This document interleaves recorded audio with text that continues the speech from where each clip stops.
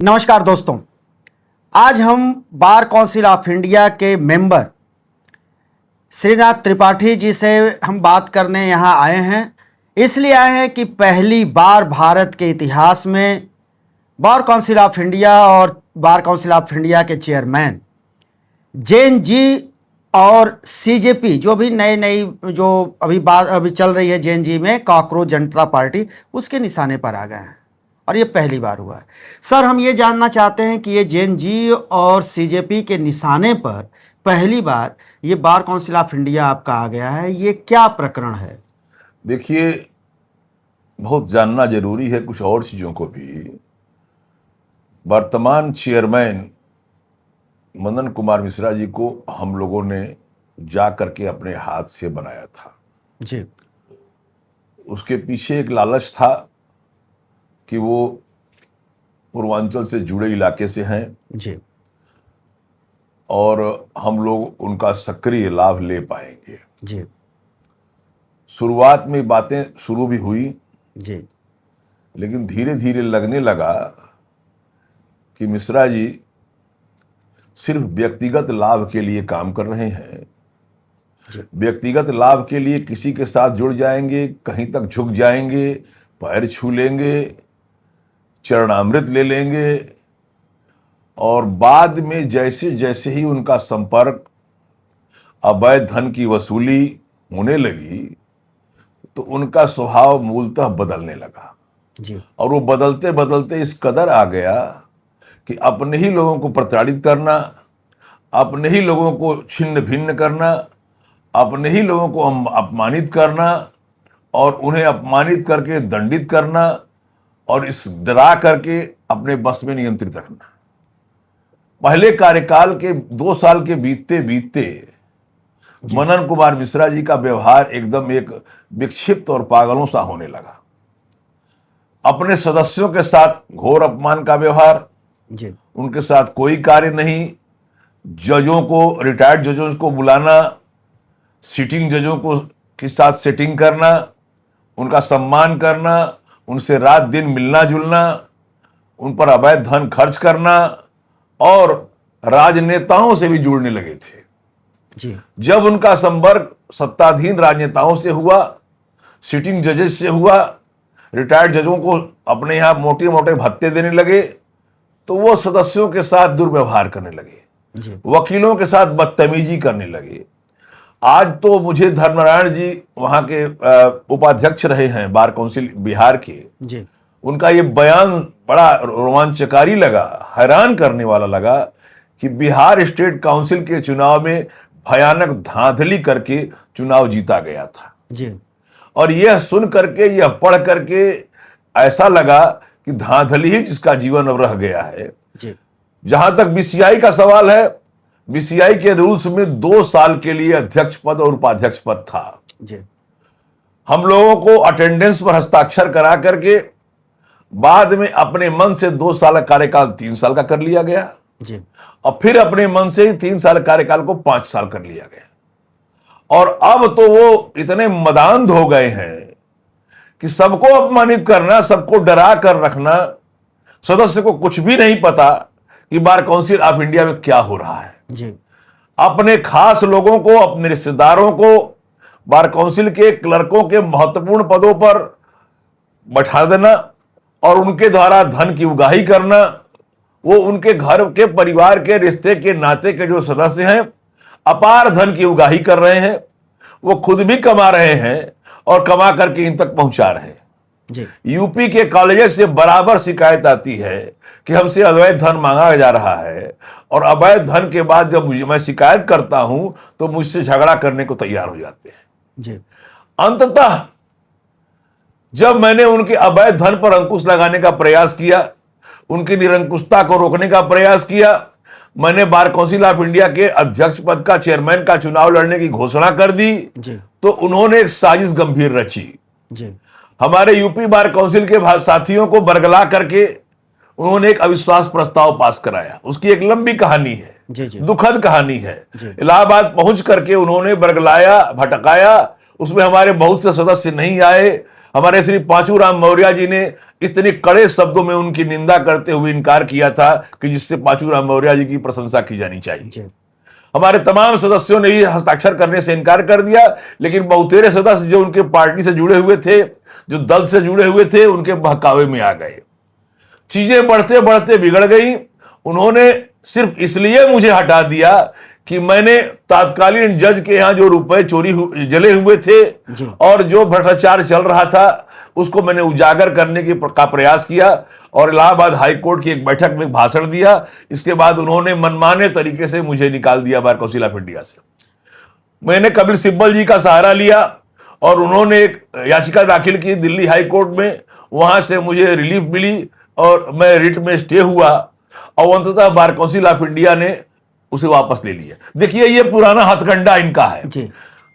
वकीलों के खिलाफ कार्रवाई करना, बार काउंसिल मेंबरान के खिलाफ कार्रवाई करना, और जब न्यायपालिका में फंसने लगते हैं तो उसको धीरे से वापस ले लेते हैं जी। तो आज सुन करके मुझे आश्चर्य है कि बार काउंसिल बिहार में धांधली करके जो चुनाव जीता हो, धांधली करके जिसने गणना में को प्रभावित किया हो, विभिन्न तरीके से प्रभावित किया हो, वह व्यक्ति गलत तरीके से आज बार काउंसिल ऑफ इंडिया में बैठा हुआ है। वहां बिना किसी प्रॉपर नियंत्रण के आज तक बार काउंसिल ऑफ इंडिया में उनके खिलाफ किसी ने नामांकन नहीं किया। वो चुनाव कुछ नहीं हुआ, एक फॉर्मेलिटी करके, जो लिखा पढ़ी करके वो बराबर बैठे हुए हैं, तानाशाही कर रहे हैं और ये तानाशाही बराबर करते चले जा रहे हैं। सबसे बड़ी बात, आर्थिक करप्शन बेइंतहा है जी। एआईबी परीक्षा का मामला लेकर के और शिक्षण संस्थानों से पैसे की उगाही लेकर के माननीय सुप्रीम कोर्ट के न्यायमूर्तियों के चेहरे को सामने रख करके उनको ब्लैकमेल किया जाता है, उनके चेहरे को बेचा जाता है और धन की उगाही की जाती है। आप मुझे आश्चर्य हो रहा है कि इस समय प्रदेश के विभिन्न कोने से, हर कोने से मेरे पास शिकायतों का अंबार चला आ रहा है। आज एक हरियाणा की महिला बार के उसने जो शिकायत की वो रोमांचकारी है और बिहार से जो शिकायतें जो बराबर आ रही हैं उसे सुनकर हैरानी होती है। और ऐसी भी शिकायतें आ रही हैं जो अभी हमारे पेट में है, अभी हमारे मोबाइल में है, जिसको समय पर आने पर उसे भी उजागर किया जाएगा। वो इतनी घृणित है, इतनी दुखद है, इतनी शर्मनाक है कि उसकी चर्चा अभी नहीं की जाएगी। सर, आप बहुत ही जो है दुखी हैं इस मामले, ये बीसीआई के जो कार्य चल रहे हैं उसको लेकर के। हम सर आपसे ये जानना चाहेंगे कि क्या बीसीआई का रोल है, जिस तरह से कि एक कॉलेज पर कहा गया कि यहाँ इस कॉलेज के बच्चों का रजिस्ट्रेशन नहीं किया जाएगा और उसके बाद तुरंत जो है मामला पलटा और माफ़ी मांगी गई, तो क्या ये स्टेट बार का काम है या फिर बार काउंसिल ऑफ इंडिया का काम है रजिस्ट्रेशन? देखिए, यह स्पष्ट है कि अधिवक्ता को पंजीकृत करने का सारी जिम्मेदारी और अधिकार राज्य बार काउंसिल का है जी। इससे बार काउंसिल ऑफ इंडिया से कुछ लेना देना नहीं है, लेकिन कई बार उनके कार्यों को माननीय न्यायालयों ने किन्हीं कारणों से समर्थन दे दिया है, इसलिए वो सनक गए।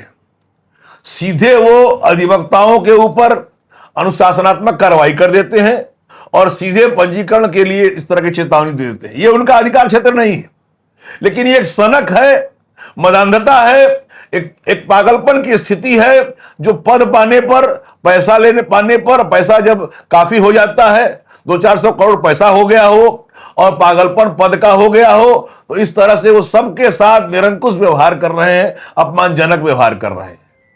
सर, ये बताइए कि ये जैसे मदान्ध हो गए हैं, पागलपन उनके अंदर है, ये सारी चीज़ें जब ये बात अब सामने आई गई हैं, तो ये भी जानकारी आपसे बहुत स्पष्ट शब्दों में हम चाहते हैं कि अधिवक्ताओं को पता चले कि ये जो है, जो इस तरह से इन्होंने 2 साल के कार्यकाल को 3 साल किया, फिर 5 साल किया, और क्या जो है देश के तमाम जो है स्टेट बार का इनको समर्थन मिलता गया, तो उसके पीछे का क्या राज रहा है? देखिए, अधिवक्ताओं में एक सम्मान करने की भावना होती है जी। अधिवक्ता ये मान के चलता है कि हमारे उच्च पदों पर जो लोग बैठे हैं वो सम्मान के पात्र हैं, सम्मान का कार्य कर रहे हैं। लेकिन जब धीरे धीरे परतें खुलती चली जाती हैं, हर आदमी उससे पीड़ित होता चला जाता है, तब ये बातें खुलने लगती हैं कि आदमी मदान्ध हो गया है और अनावश्यक आदेश कर रहा है। सैकड़ों ऐसी आदत से आदेश होंगे जो जब न्यायालय के सीमा पर परीक्षण होने लगा तो उन्होंने उसको वापस ले लिया। वापस क्यों लिया? अगर आपने आदेश पारित किया, आपने कंटेस्ट क्यों नहीं किया? तो ये सब चीजें जानबूझकर सिर्फ प्रताड़ित करने के लिए कि वो अधिवक्ता अगर कंटेस्ट न करे तो लड़के बैठ जाए, घबरा के बैठ जाए, उसके साथ कोई सुनवाई नहीं होगी, उसको परेशान किया जाएगा, प्रताड़ित किया जाएगा। सैकड़ों घटनाएं ऐसी हुई हैं जो धीरे धीरे धीरे धीरे लोग सामने आ रहे हैं। वो बताएंगे कि आज की तारीख में इनको यहां बने रहने से आम अधिवक्ता को कितना कष्ट है, कितनी परेशानी है, ये सब धीरे धीरे स्पष्ट हो रहा है, सामने आ रहा है। ये जो मदांध हैं, ये जो मदांधता इनके अंदर आ गई है, तो क्या बार काउंसिल ऑफ इंडिया के चेयरमैन से आई है, या वो इस समय राज्यसभा के सांसद हो गए हैं उससे आई है, और सत्ता के पक्ष में सत्ताधारी पार्टी के साथ जुड़े हैं इससे आई है? देखिए, बहुत पहले ये बातें आई थी। तुलसीदास जी ने कहा कि प्रभुता पाई काहिमद नहीं। सामान्य अधिवक्ता को 200-400 करोड़ रुपए मिल जाए अवैध रूप से, सामान्य अधिवक्ता को प्रधानमंत्री से मिलने का मौका मिल जाए, सामान्य अधिवक्ता को चीफ जस्टिस सुनने लगे, तो मदंधता रोकना बड़ा कठिन होता है। अगर वो मैच्योर होता, सक्षम होता, जिम्मेदार होता, समझदार होता, तो अपने अधीनस्थ लोगों को प्रताड़ित न करता। अपने अधीनस्थ उन्होंने 4-5-6 अपने रिश्तेदारों को रख रखा है, करीब 10 की संख्या में बार काउंसिल में घुसेड़ लिया है। अच्छे वहां के जो पदाधिकारी थे, जो क्लर्क थे, जिम्मेदार पद पर थे, उनको हटा दिया, निकाल दिया, विभिन्न प्रकार के आरोप लगा करके, और अपने रिश्तेदारों को रख लिया है जो शुद्ध रूप से दिन भर धन की उगाही करते हैं। उनके चुनाव में पूरी बार काउंसिल का संसाधन जाकर बिहार में चुनाव प्रचार करता है। अभी अभी धर्मनाथ जी बता रहे थे कि 4 करोड़ से ऊपर रुपया अपने चुनाव में खर्च किया उन्होंने, और उसके बाद भी चुनाव में विभिन्न प्रकार की धांधली बिहार बार काउंसिल में की, और बिहार बार काउंसिल में धांधली करके वो चुनाव जीते हैं, और वही सिलसिला बार काउंसिल ऑफ इंडिया में चल पड़ा है। ये बहुत बड़ा आपने खुलासा किया है। और ये बताइए कि ये सर जो है कितने मेंबर हैं पूरे देश से जो बार काउंसिल ऑफ इंडिया के चेयरमैन का चुनाव करते हैं, और अब जब स्थिति जो है सिर से ऊपर जा चुकी है, पानी सिर के ऊपर बह रहा है, तो अब जो है रास्ता क्या बचता है? क्या मनन कुमार मिश्रा को हटाने के लिए कोई प्रक्रिया आएगी सामने? देखिए, अगर जरा सा भी लज्जा बची होगी तो हैदराबाद के छात्रों के साथ जो घटना उन्होंने की, उस परिप्रेक्ष्य में उनको छोड़ देना चाहिए पद बार काउंसिल ऑफ इंडिया के चेयरमैन का। जरा सा भी उनको अपने सत्तारूढ़ दल का भला करना होगा तो उसके लिए भी पद छोड़ देना चाहिए, और नहीं तो ये अधिवक्ता, देश का अधिवक्ता समाज, देश के बार काउंसिल के लोग ये तैयार हैं उनको उस पद से हटाने के लिए। बड़ा आंदोलन चलेगा और जिसको कोई रोक नहीं पाएगा। मेरी जानकारी के मुताबिक 20 तारीख को भी एक जन आंदोलन है उनके खिलाफ, और बिहार में एक बड़ा जन आंदोलन होने जा रहा है, जिसको लेकर के बिहार हटने के लिए मजबूर कर देगा। और हटना तो उनको है ही, और हटना तो पड़ेगा ही। बेहतर है कि समय रहते ही वो हट जाते और बड़े बड़े दुर्घटनाओं और आंदोलन को होने से रोक लेते। नहीं तो वकील उनको अब हटाने पर आमदा है, छात्र उनको हटाने पर आमदा है, छात्र और वकील उनको, विधि का छात्र और वकील उनको बर्दाश्त करने को तैयार है। उनके चक्कर में हमारे माननीय मुख्य न्यायमूर्ति सीजेआई महोदय का भी सम्मान घट रहा है। जल्दी से जल्दी वो हट जाए बार काउंसिल ऑफ इंडिया के पद से, ताकि हम लोगों का मनोभाव दूर हो जाए, और बार काउंसिल ऑफ इंडिया के जरिए जो सीजीआई के सम्मान में क्षति पहुंचाई जा रही है वो क्षति होने से रुक जाए। हम लोग सीजीआई का सम्मान करते हैं, कहीं से कुछ गलतफहमियां पैदा हुई हैं, उसका सारा श्रेय और सारा कारण बार काउंसिल ऑफ इंडिया के चेयरमैन मनन कुमार मिश्रा जी हैं। सीजीआई की बात अगर आपने की, तो सीजीआई में लोगों की आस्था होती है और वो नहीं खत्म नहीं होनी चाहिए, अधिवक्ताओं की भी, जनता की भी।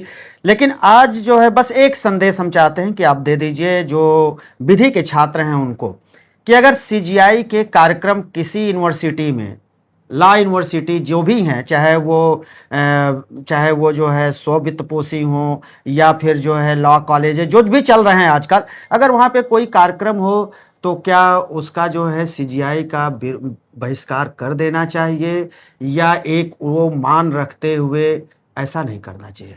मेरा अपना मानना है कि मनन कुमार मिश्रा को, chairman bar council of India को, इस समय किसी शिक्षण संस्थान में, किसी बार सेशन में न जाना चाहिए, न उनको सम्मानित करके बुलाना चाहिए। उनका शुद्ध रूप से, प्रमुख रूप से, जोरदार तरीके से विरोध होना चाहिए। सीजीआई की बता रहा हूं, आगे आ रहा हूं। और अगर जरूरत है हमारे शिक्षण संस्थानों को, हमारी यूनिवर्सिटीज को, हमारे बार एसोसिएशन के संस्थानों को, तो उन बार काउंसिल के सदस्यों को आहूत करें जिन्होंने छात्रों के खिलाफ इस आदेश का प्रतिरोध किया था, विरोध किया था।